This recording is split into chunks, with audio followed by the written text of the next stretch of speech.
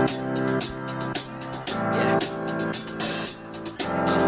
to episode 5 of the podcast. And in this episode, we're going to discuss how to set up an effective muscle building phase. So we will cover training, nutrition, and cardio protocols.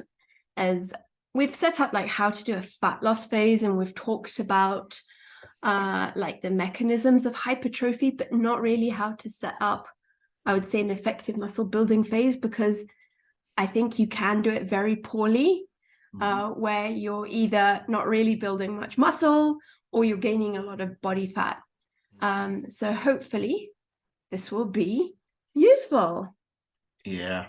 So I think it's also a common question. I don't know why, no matter how many podcasts we've done about programming, it's a very common one when it comes to muscle building. It's just people don't understand how to program muscle building. So well, I think people think that, like if you're in a fat loss phase, you have to train like this. If you're in a muscle, building phase, it's going to look vastly different. I understand where parts do, but on the whole, I think this is where people get things wrong with training full stop. They try to change it up too much. Everyone wants to do, mesocycles or we see fancy stuff happening, but until you actually nail the basics on any one, it's almost pointless changing. It's like, focus on doing something well than changing that, rather than hopping here, there, and everywhere. Yeah, no, exactly. And be realistic with your time frame, because building muscle takes a long time, and to be in like an optimal muscle building phase, you actually have to be relatively strict. I think a lot of people are like, I'm eating what I want, I can be a bit chill. But if you're being serious about it, you need to be just as on top of your tracking as if you were in a fat loss phase, and give yourself more time, because it really does take a long time to build muscle. And if you're getting upset that you're getting quote unquote fluffy and you keep doing mini cuts like every month, that is not ideal either. I mean, there are if you're going into a year-long muscle building phase, or even 2 years, then you might want to do some mini cuts in there to help sort of with insulin sensitivity, just bringing your body fat down a little bit, but we will get into that. But set yourself like a realistic time frame, I would even say like 6 months plus, if you're being really serious about it. And it will also depend, like if you're a so-called hard gainer, it's going to take you a long time. So I don't know, what are your thoughts on that, gents? No, I think that's a good place to start. It's the way you said. You'll find fat loss phase, day 1, everyone's tracking everything. Cardio's up, everything's up. And then like muscle building phase, it's like, stop tracking, stop focusing on tracking your training, food. It's I think the first wrong thing most people do when they're in between the two phases, from cutting to building muscle. Yeah, I think anyone who's ever done it properly, done a proper muscle building, growing season, off season, whatever you want to call it, done it properly, finds it a lot harder than cutting. Yeah, it is. Reducing calories is relatively easy. You just got to be quite, strict with how you do it. And people, as you said, clear, people don't take that strictness to the other end of the spectrum. What they do is, they start off like that, and what happens is food volume just starts wearing them out. And anyone who's actually done it, that knows that sometimes your last meal can feel like it's taking you 2 hours to eat, and sometimes it's almost taking you an hour to eat, because you don't really want to eat it. But and then what happens is they're like, oh, I can't eat all this food. I'm gonna start substituting for calorie dense foods, but they're not then paying attention to protein levels or their blood glucose levels. And Mhm. in fact, what's happening is that one, that they're not actually growing muscle, they're just growing body fat. Yeah. And we're on a blood glucose roller coaster, so they feel tired and lethargic most of the time, or up and skitty with too much blood sugar. So so there's also that health implication of doing it wrong as well. So I think you're right. You've got to take a sort of methodical approach, the same way you do with cutting. And it is harder because you've got to slowly increase calories, and you got to be eating more, and it's hard work, and it does take a lot longer than cutting. You can get into contest shape in 20 weeks. You will not gain 5 pounds of muscle in 20 weeks No. unless you are genetically superior to the majority. Exactly. There are people out there that can, but young teenagers definitely could. Reality is, you've got to give yourself a lot more time. Yeah, and if there was a post on Instagram, I don't know if one of you shared it, but it was like looking at Steve Cook, what's his name, Simeon Panda, and what's the other guy with dreads? Ulysses. Yeah. And they're like, this was like 4 years ago or something, like, what's the difference between their pictures? And he was like, there is none, because so many of these guys are always having to be in top shape, to be lean, for their sponsors, for photo shoots. So if you are someone who is constantly lean, you ain't going to be building muscle. So you've got to really sit down and have a chat with yourself, because you are going to put on body fat.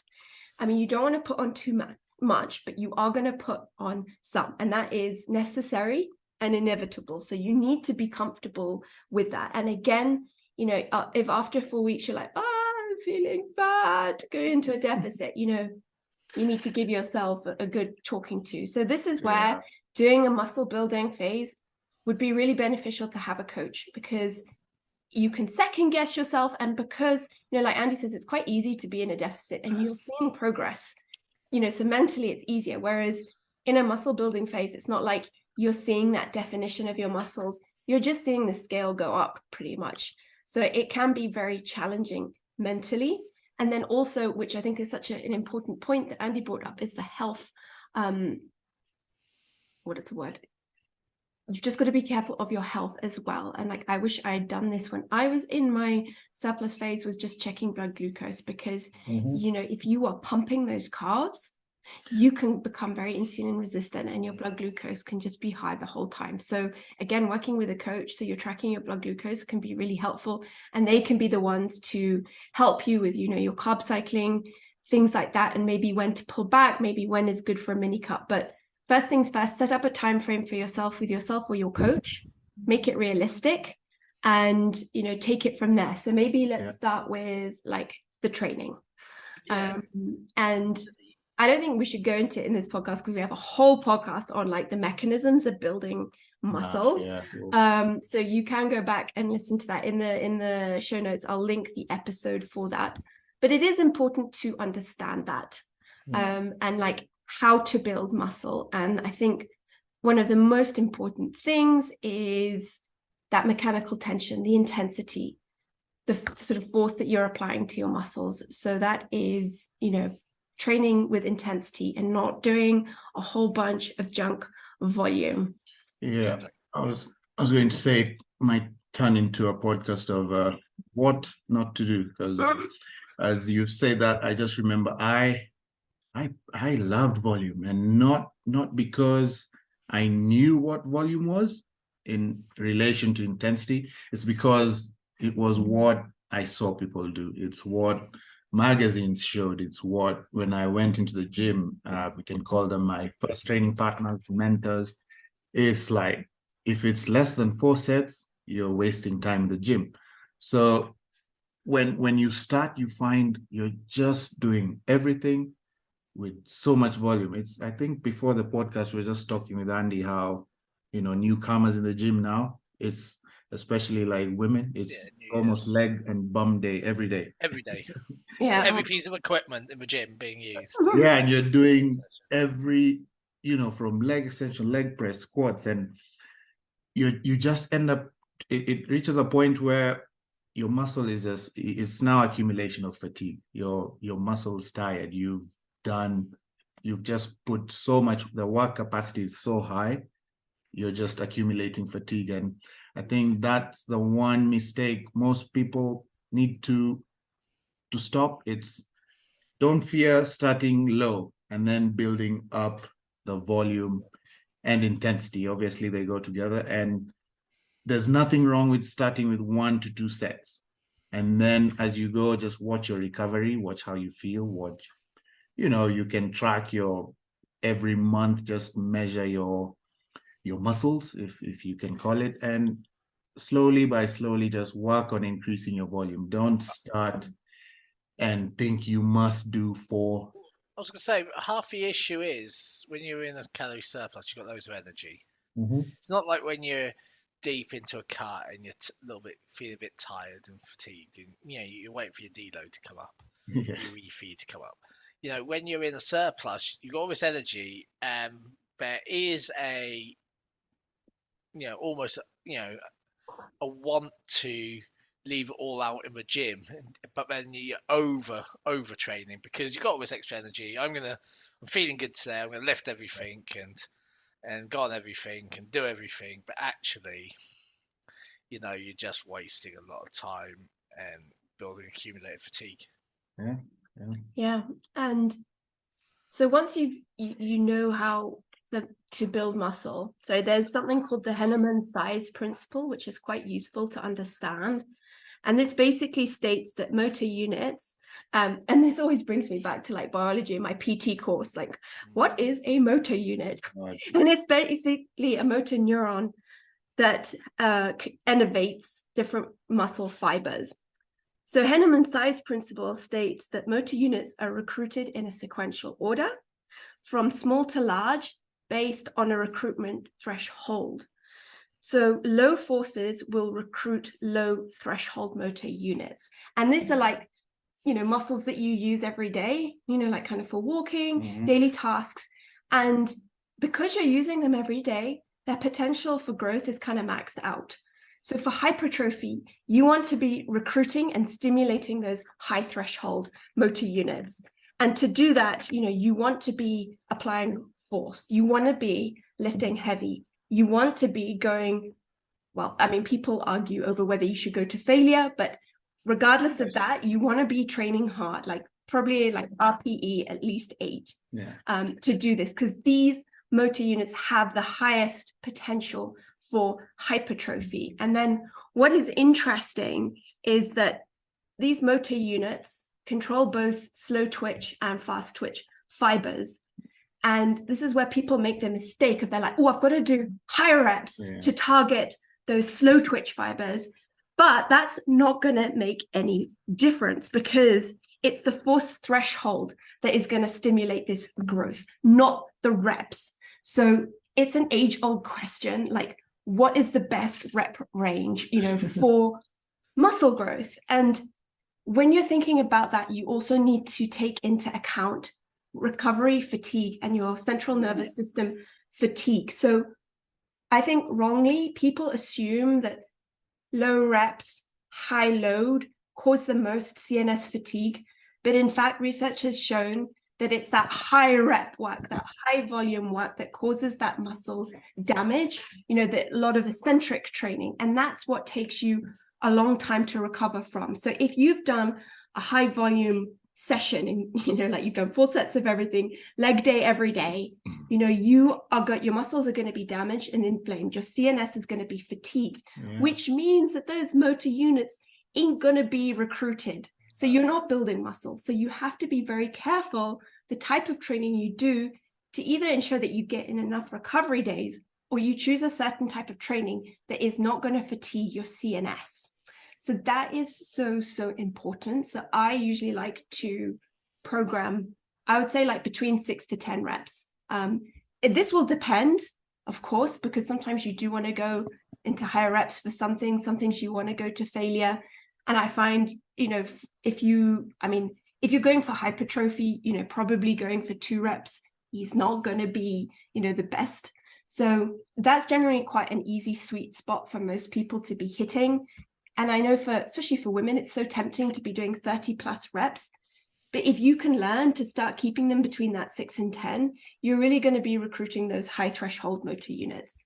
So that's my saying. Yeah, one thing people have to realise is, one thing I think we need to address is the fact that most people listen to this don't even know where failure is.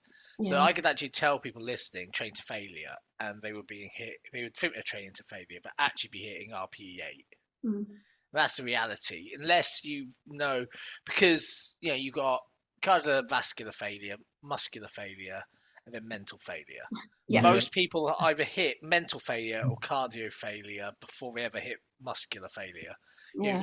When doing especially high volume squats, for instance, your heart and lungs want to stop before your muscle does. And half the time, people stop on the machine or lifting a dumbbell or whatever it may be because they think they're feeling fatigued. Yeah. And the reality is they stop early. And so I think when we're talking about, getting close to failure, RPE 8 and above, that is actually, we're talking about true failure where, even if I pulled a gun and put it to your forehead and said lift that weight, you physically couldn't do it. Yeah. And that is what failure is. It's it's like, I'm gonna shoot, cut one of your fingers off for every time you don't do a rep, and they have no fingers left because they can't do it.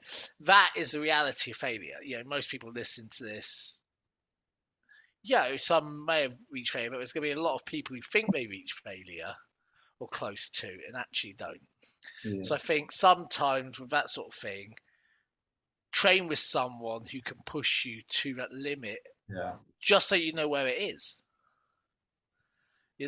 And until you know where it is, it's actually hard to then start thinking about, hey, I'm just gonna take a slight step back. Because people who've never reached there take a step back, but they're getting further away from where they should be. They're then not getting that load to recruit the forces it needed to recruit those motor drivers. It is hard, and it really does take practice. And I think a lot of people are scared. And I know some of my clients, they are, and I'll look through their weights. I'm like, oh, I know you can push more than that. And I set a figure and they do it. And they're like, oh my gosh, I didn't realize I could do that. And that's where like having an in-person PT can be really useful, because you can judge like when someone can push a bit more.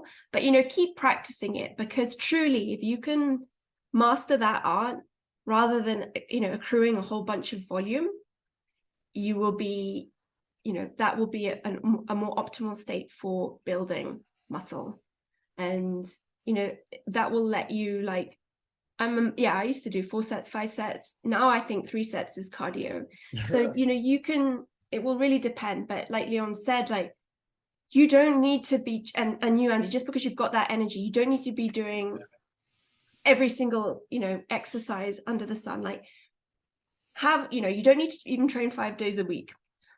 Set an appropriate program for yourself, 4 or 5 days, just depending on your split, your goals, kind of what you want to focus on, and take it from there. And just train hard, train really hard, and have good rests between your sets, like 2 to 3 minutes. Don't be doing your 45-second work unless that's a very specific phase that you're doing. But in general, have good rest and prioritize your recovery, because that's where all the muscle building is actually going to be happening. And that's where you need to program smart, so that you're not, your CNS is not getting fatigued. It's like some clients and a lot of people I've talked to for a long time, it's like, they show you your program, their program, and it's like or even just doing check-ins, and it's maybe 3 times 10 to 12. And they've written there, yeah, I did all 3 sets. I managed a good, 12. And that's where now you, as a coach, PT, or, as a professional, you can see it's like, if you did all 3 sets, it's where even if you just train yourself, you have to think, I was able to do all 3 sets for 12, which means, they weren't really challenging. They were, Yeah. they were okay. Like you said, RPE could be 7, 8, but it's where now, I guess, your logbook comes in and you're like, okay, I did 3 and I did 12. Then you start thinking differently, and you're like, maybe I can add a kilo, half a kilo, and push and see if I'm able to progress more on this weight. And I guess maybe some people are scared, but I usually like to use that where it's like, if you can do 3 sets and you're sticking to that rep range and you feel like, okay, maybe it was challenging, maybe it was all right, then it might be time for you to push, even if it's a kilo or 2, and you can use that as a parameter to just gauge how hard you're training. I would say a good rule of thumb there, over 3, if you do 3 sets, the first 2 could have the same amount of reps, but your last one should actually have, should be dropping off. Yeah. You should be like getting, find it harder to lift all 12. So, it may look like it's 12, 10, 8. Just because actually you're hitting failure earlier because you're getting accumulated fatigue from the other 2. And that's something, I always see in my own reps. And I tell clients, don't expect, and also depending on which way around we've done the training of exercises, don't always expect to hit the same amount of reps on every set. And, that's, you should be, that's why there's a rep scale. You're aiming to, at worst, hit that number, at best, hit that number. If you hit the best number all the time, it means you need to put weight up or add a rep. It's because you want to see that that tailing off. To know that you're actually working. I always say, discuss this before with people. When you are getting close to failure, your reps will slow down. Yeah. If every single one of someone's reps look the same, it means you are, quite far from failure. So if, for instance, you've got 12, 3 sets of 12, and every single time you're hitting 12 with the same tempo, Yeah. it means that you are not anywhere near the RPE should be go. Your last couple of reps should be like slowing down. You should see as the set goes on that it just slows down. And your last one should be a grind. Yeah, and just don't be married to the numbers. Exactly. If it says, as a coach, you read, we write, and it's like we give you a rep range, but you can hit 18. Then that sends feedback to us, like, oh, good stuff. Now we know. Now we can adjust and move forward. So just have weight. It's the thing. Like for me, and this happens all the time to me, and I know it happens to others. Some days you're just stronger than others. So you get in and you go to do the first set and you go, oh, you're meant to be going 10 to 12 or 8 to 12, and you get past 12 and you're doing 15. But, with me, I just keep going, Yeah. So that's a big lesson I personally learned, because I was married to numbers. If I reach 12 and I've, it's a chest press, it says 12, I've gotten to 12. That's it. I'm done. Add the weight, and then I'll do, the 10, thinking, 5 sets of 12, 10, 8, 6, whatever. And yes, some people volume works, but you also want to be able to train hard. You can use a volume, doesn't need to be up to failure, but being married to the numbers, you're not really pushing that hard, because you're just going through the motions. 12, oh, I did 12, let's go 10. So it's I'd say a lot of people, that's a mindset they need to get out of. Stop being married to the numbers, just use them as a guide. I think that's a good one. And then if there's a certain muscle part that you really want to grow, if it's your legs or glutes, you don't need to train them every day. Calves. You don't need your calves. You don't need to train them every day. Like I think like an upper lower split is great, or a 5-day split, like that push pull legs upper lower, or a push pull legs is really good. Making sure you're getting in adequate rest days, and working a lot on your strength as well. And you don't, just because you're in a muscle building phase, you don't have to throw every single technique at your training program. So you don't always have to be doing drop sets, rest pauses, cluster sets, all these kinds of things. Like, again, this is where having a coach is useful. You can have different phases. And I think, like I really like the rest pause and cluster sets. I think those are really effective.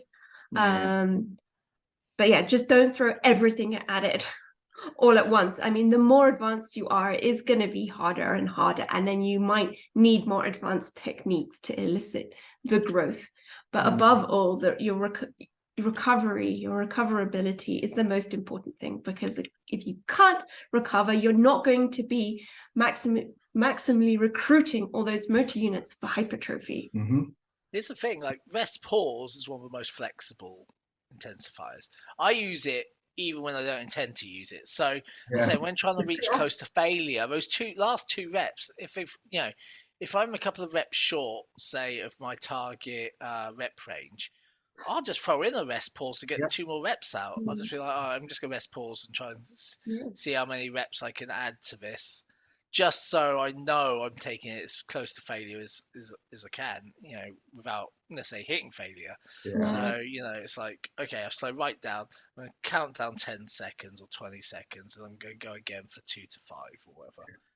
Yeah, that's a good one. Yeah, also, I think since we're on, the topic of if you're struggling to grow a body part, I think start with that body part you're struggling with, because this is, like I said, it's one of those podcasts. It's like things not to do. I always would use the excuse of, carbs are never going to grow. And on stage, the judges don't care. So you always put it at the end of your logbook, like you'll do the carbs, then you throw in 1-2 useless sets and you say you've done your carbs. And it's also a thing I've seen with people, arms and even legs. And you find people end with, because it's the hard part and you've already told yourself mentally, like, it doesn't want to grow. You don't put in that much work as compared to the other body parts that are your powerful body parts, genetically, where you're genetically blessed. So I'd say start with the body part you're struggling to grow. When I think it's one of those things where you get excited about where you can see growth and where you can't see growth. The other night I got the worst calf cramp in my right leg. Right, but the next day it looked jacked, but only one. It was good. Just so basically, the answer there is to just have really bad cramp. Just before you get on stage. But and you're right. The problem is with calves is if you put them too early in a leg session, it does affect everything else, because you get we do get tight quickly or get domsy quickly. And that's where now it just makes your leg day harder. So you just got to find a sweet spot, and I agree with you. Don't leave it till the end of your workout. You can put a calf, press at the end of your workout or something, but have another calf exercise in the middle of your workout, like you do with everything else. You start, say, if you're doing all legs, you might start with, a ham curl, lying leg curls, like just to warm the knee up. You might have, first pressing movement. You can then stick in a calf, then go to an extension, or a walking lunge and finish on a calf. But if you do that many exercises, then look at how many sets of each you're doing, because that's the other thing. You may want to hit every part, but don't forget, frequency will allow you to get that spread over a week rather than just try to do it all in one session. And then I guess also mentally, when you're in the gym, your first exercises are where you're also mentally and also in terms of energy and energy storage, you're feeling, you're ready. And then if you're training hard, or if just as long as you're training, you're using up energy and it gets less and less. So I think it's just something you can use in the beginning. It's like you say, if you have trouble growing arms, start off throwing a bicep, maybe a tricep. Then as you go along in the middle. Just add a bit more frequency on that, you know. It's one of those things where, you know, you could do, as I've said before, push, pull, legs, rest, upper, lower, right, rest. But you can also do upper, lower, rest, upper, lower, accessories day. Yeah. And have arms on every single upper Yeah. and the accessories day. You know, arms recover quickly. You know, you can change up the way up just to get a bit more frequency. Yeah. You know, I do. You know, I'm probably what I tend to do at the moment is do push pull legs rest, push pull legs rest. Oh, nice, yeah. And then every few weeks have a week off. Oh yeah, right. You're like this week's turned out to be a, you know, as I said to Leon before the show, it's turned out to be a deload week just by circumstance because I'm busy. So I've taken it as a deload week. But, you know, and you need that because I'm, you know, essentially training 6 days a week. But some days I throw in an extra rest day depending on how the body feels. But it means, like, you know, I'm getting a lot more arm work in. And, you know, and I think that's been important for me. So I don't genetically have, you know, biggest arms. You know, 18 inches. I'll look for that for the moment. You know, it'd be better if it were 20, but, you know, but the reality is, so you just got to do what you can. But yeah, I agree with Leon as well, where the thing you struggle most with at the beginning of a workout to make it the priority. As long as it doesn't affect the rest of the session. And certain things will do that. You know, sometimes if you start with some bicep curls before a pull day, it can affect everything. You know, you can affect your grip strength through to your numbers will change. Yeah, I'm actually quite good now on pull day. I mean, this is why my back's good and my arms are rubbish. If not recruiting arms into pulling. You know, so it does mean I've got to really focus on the arm exercises. You know, when I'm doing them. Yeah, or you do, like I've done this before, it's like if you're doing like an upper lower split on like a lower day, you could do some, you know, bicep work. I like. And then like the next day, you know, you'd be doing like a heavy push but a light pull, so that if you do get any DOMs from your biceps, that's hopefully not going to interfere. So, you know, just because it's a leg day or an upper body day doesn't mean you can't throw in, you know, like, you know, you could do some calves on upper body day or something like that. You can, and that's the thing. It's one of those things about gauging fatigue and gauging rest, which comes a bit more with experience. But I must admit, I've never massively had DOMs in my biceps. Triceps, I get DOMs in my triceps all the time, or I just generally get a sort of tightness in my arms where I can't straighten them after doing triceps. But I don't massively get that from biceps. You know, my triceps I hit well. I just think my biceps just recover. We're a lot smaller muscle group, so it doesn't take so long to recover. Unlike the bigger ones. So I think it's, you know, I can get away with throwing in biceps into something else. You know. Also, I don't know, maybe that's a point. Is also there's, you know, people think I must train between Monday to Sunday. So I think the way we're doing upper lower push pull legs, to some people it's like people love having a day for something. Oh, today's chest day.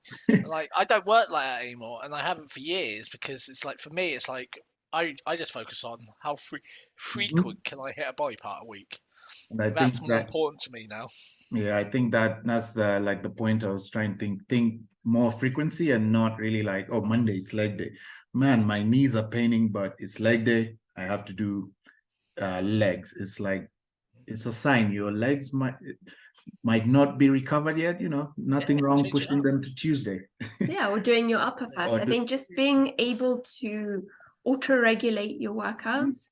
You know, even if you have a coach, like if one of my clients is like, oh, I couldn't, you know, I had to do legs today, they were really sore, you know, I'd be like, you know, you can auto-regulate and, you know, be autonomous even if you have a coach. And I always say to them, look, if you need an extra rest day, we just throw an extra rest day, and if you feel really beaten up one week.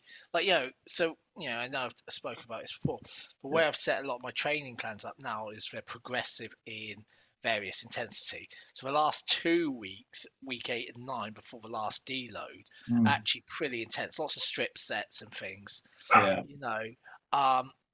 That I should tell people, we can take out sets because those sets are so intense. You don't need to do as many, and we can take out exercises because what you want to do is you can only train as much as you can recover. Yeah. That's a fact. Could be a t-shirt. Yeah, I know. As It's well. just Recoverability. Yeah, just because it says leg day or chest day or upper, and you feel Flip it around. I do it all the time. I'm always flipping stuff because. Like if I wake up and my knees are hurting, I'm like, I'm just gonna do shoulders, push session, because shoulders are priority for me at the moment. So therefore, I'm like, I'll just flip it around. I'll hit some more shoulders today and do legs tomorrow.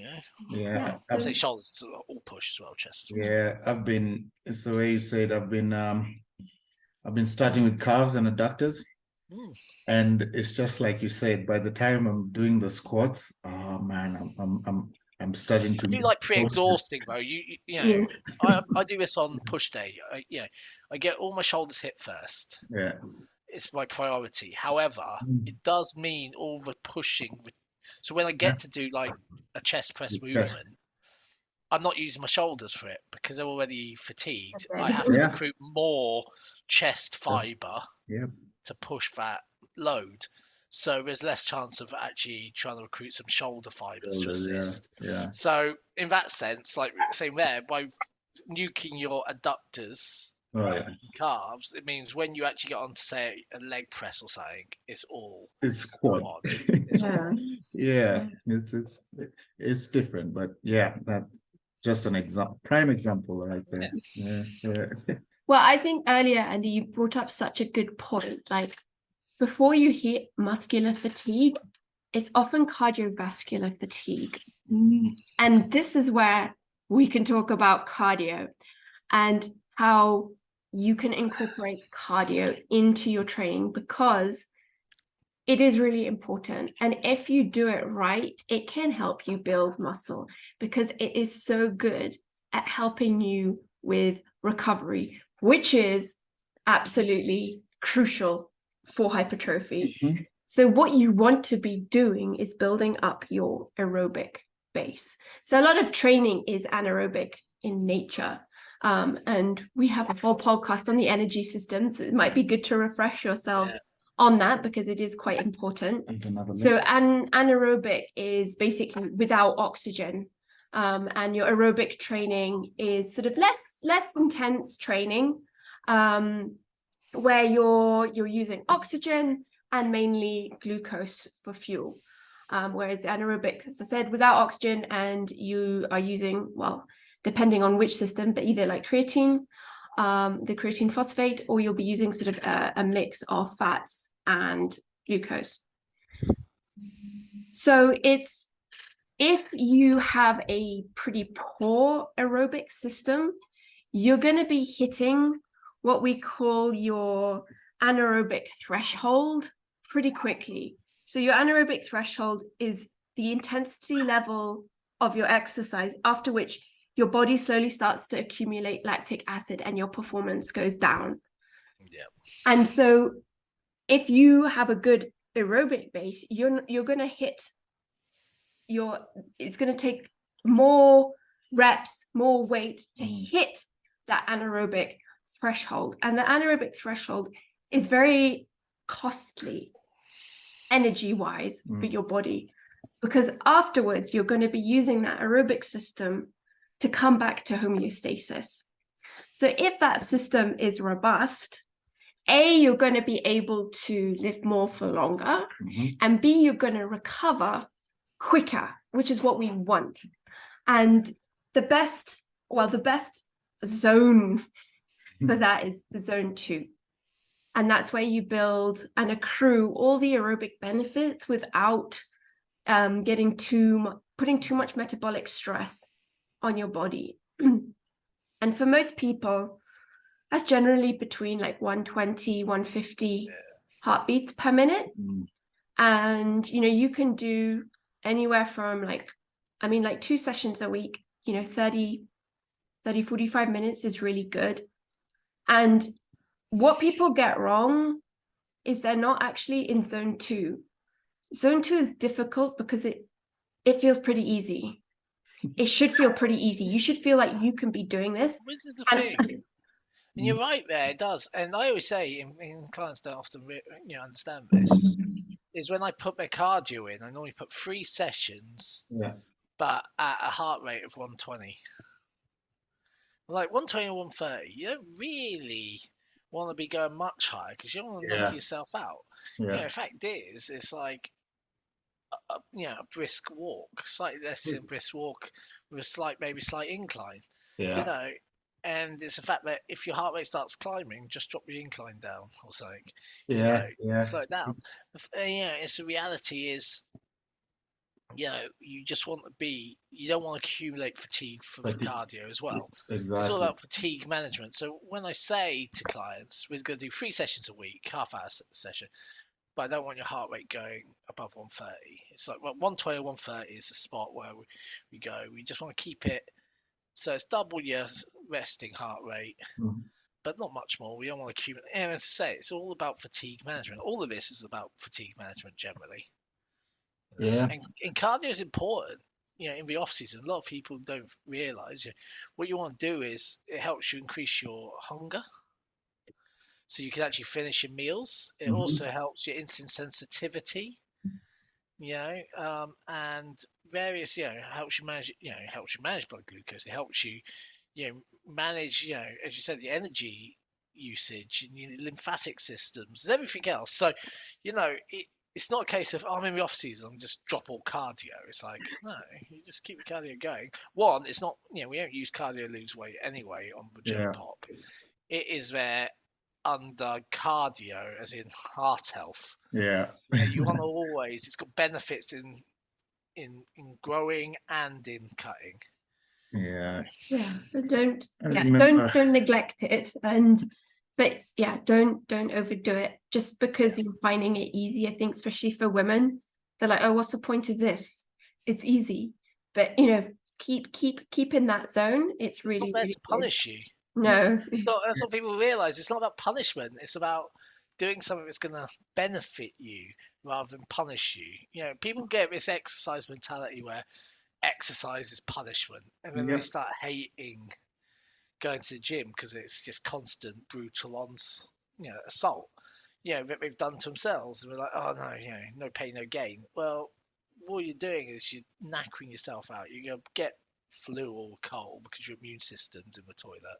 You're going to be grouchy, angry because you're tired all the time. It's not, it's about finding that nice spot where you get a lot of enjoyment out of the gym. You hit your endorphins. You're doing what you need to do, and it fits into the rest of your life. Which is it's a hard mindset change for a lot of people. They believe cardio should be gruesome. Well, they just associate it with fat loss. That's the problem. That's half the issue, especially with guys. A lot of guys, especially a lot of competitors. Yes. It's like, oh yeah, prep started and you start doing cardio. It's like, well, 1 hour cardio on day 1. And it's you can So I mean, zone 2, it truly is for most people the best place to be, and a bit of zone 4 or 5, which is true HIIT training. Depending on how you're feeling and some of your goals, you could put in 1 of those sessions a week, because again, that helps with your speed and your power. And it will, it does have, it can have carryover effects into your training. But the main thing is, again, you've got to recover from it. And the good thing about being in a muscle building phase is your nutrition, you're generally in a surplus. So your nutrition has to match the cardio that you're doing as well. And then you've got to pay attention to when you're doing your cardio. So you want to separate it from your main training session. Don't do it before. Generally, if it was just steps, you could do it after, not a problem. But if you were doing a zone 2 or anything higher than that, if you're keeping it like 5 hours apart, that's pretty good. So with like the HIIT type stuff, I always get some clients that are like, hey, I've always done classes. I enjoy them for the social aspect. Can I keep them going? I always say keep one in. Use it as one of your, use it as a HIIT cardio session once a week. Do your training in the morning, do that in the evening, but purely from a social perspective, because if you've made friends in those classes, it's nice. We can adjust calories to allow for that, and that's fine. We'll just keep a bit more food in. It's great, but problem with like something like that, as you're saying, like a lot, it could be spin class, for instance. They are fatiguing. And so it's, I would only suggest doing it necessarily when you've got a rest day the following day. So try and time it so it falls just before your rest day.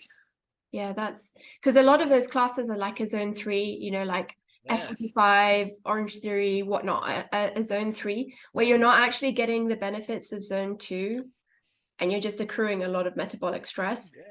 So, a lot of people who do those kind of classes, they don't change. And that's why. So yeah, like I said, make sure you have a rest day, and then get your nutrition in accordance with that. So which probably F45 and all those ones, great for socialization and actually as a cardio session for fun, but not actually for improving your physique necessarily. Depending if your goals are purely physique based, F45 or even CrossFit, you will struggle without tailoring it specifically to your needs. Yeah. You'll struggle to make it work. But if you are someone who needs to have that social element, go out, go do it. Great for you. Which I think leads us into nutrition. So I just want to say something on this. I, with most of my clients, will take to a fat loss phase just before doing a gaining phase. And I do this a lot to get utilize a rebound principle, which is essentially just make them really insulin sensitive. Reducing insulin resistance. So I tend to do, even if they're relatively lean to start with, we'll do a couple of weeks, just lower calories, just to, we can then start building from there, and we'll see. Like the best time, and this is where competitors get it wrong, best time for someone to grow is straight after competition.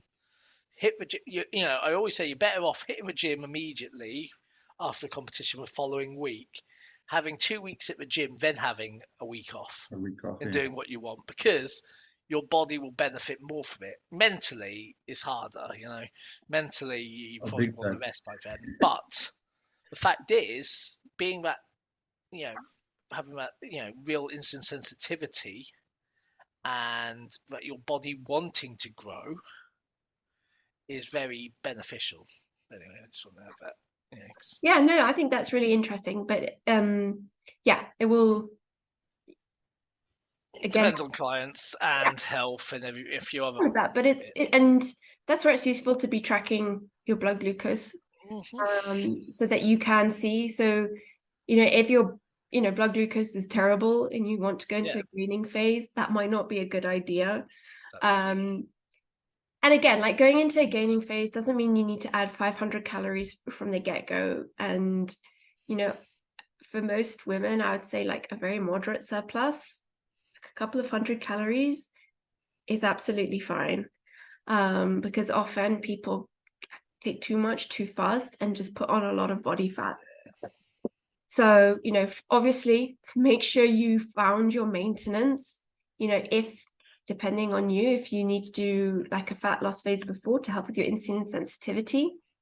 And then just, start slow, like add in a couple of 100 calories, and take it from there. And generally keep protein the same.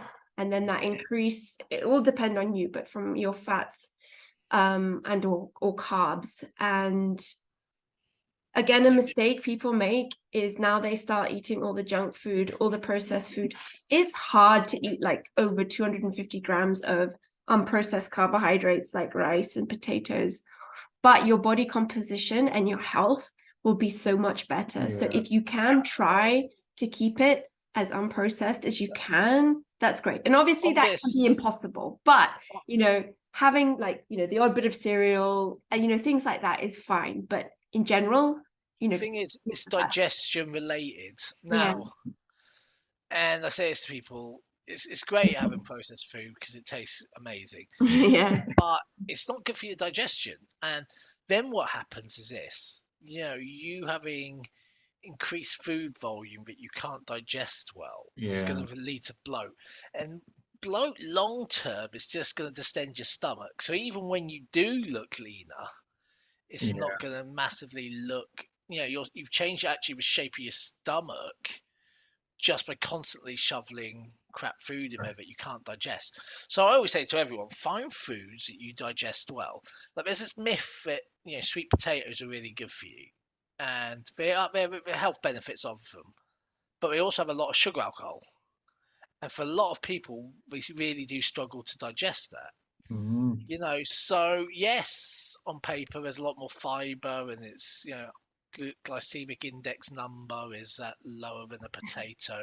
But the fact is, if you can't digest it, that doesn't actually make a blind bit of difference. Yeah. Bit like whole grain rice. If you can't digest Yeah.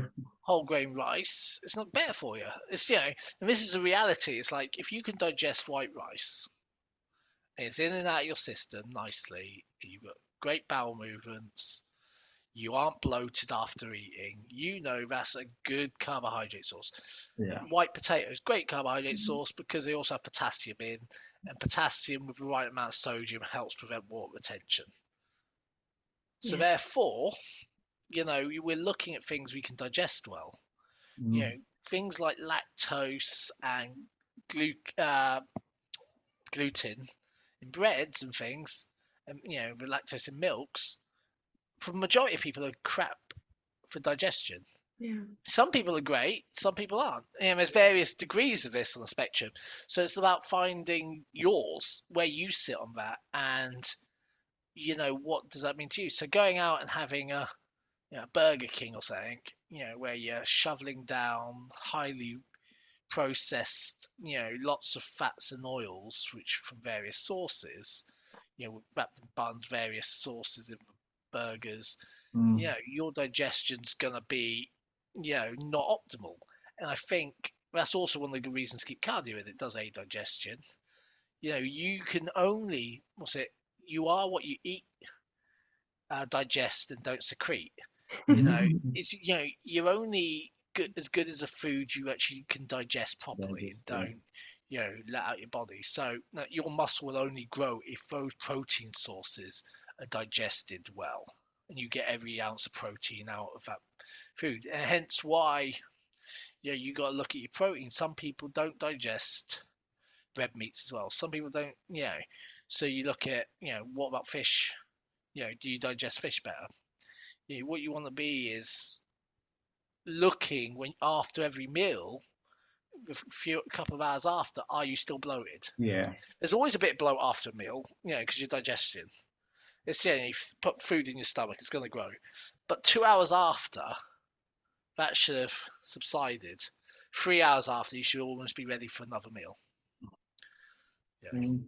Yeah. So plan it well. Like with the foods that you normally eat, you'll just be eating more of them, and then this is where like we talked in our pre, peri, and post workout episode. If you're struggling with carbs, that's where intra-workout carbs can be really good, and that's where you're going to be using most of them. So having an intra-workout drink, it doesn't fill you up, but you're getting in a lot of easy to digest carbs. So if you're struggling, that's a really good place to increase your carbs. And then I would say to practice carb cycling, or just your nutrient timing of your carbs, just because you probably will be trying to push carbohydrates because they are the best thing for your performance.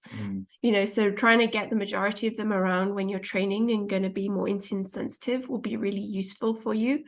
And then on the days that you're not training, you could look to lowering them. And I think on top of that, it would be worth investing in like a glucometer so you can really see what is going on. And then if you have a coach, they can help you sort of interpret that and like know when to pull back the carbs and know when maybe to give you a little mini cut if you might need one. I mean, this probably won't be for a couple of months. Like you want to give, you want to be eating in this surplus for a while. And then, tracking everything, because just because you're not in fat loss, you can still be tracking, especially in a surplus, to make sure that you're getting in enough. Because you're going to have to override your satiety signals from your body. Like Andy said at the beginning, you're like, gets to that last meal and you're like, oh, you're full. So it is good to track and then again to make sure that you're not putting on too much body fat. Vary your food as well. Like, I remember talking to you guys before. I had to go to chicken mince at one point because my jaw was just getting so sore from chewing chicken all the time. And I was getting like jaw DOMs. So I had to go to like mincing chicken, and that was fine with me. It digests a lot better. But yeah, so that's the thing. It's like understanding, because it is going to be a long-term thing. We're talking growing is a not never-ending. If you are someone who's looking to grow, that becomes a never-ending cycle. Like you have a couple of cuts in there, then get to growing. Like we're talking years. Yeah. So you need to find ways of being able to keep going, eating, and as you add more muscle, you eat more food. So you always need to be able to look for foods that you can digest, but also variation, so you're not just eating the same food for years on end. So because you get bored quick. Get in your micronutrients as well. That can be easy to overlook. No one wants to be eating like loads of veggies because they're pretty low calorie for a lot of volume, but try and get those in as well. Fruit's great because you throw fruit in a big bowl of oats and protein, you get a bit of fiber out of it, but actually you get a little bit of sweetness and we digest well.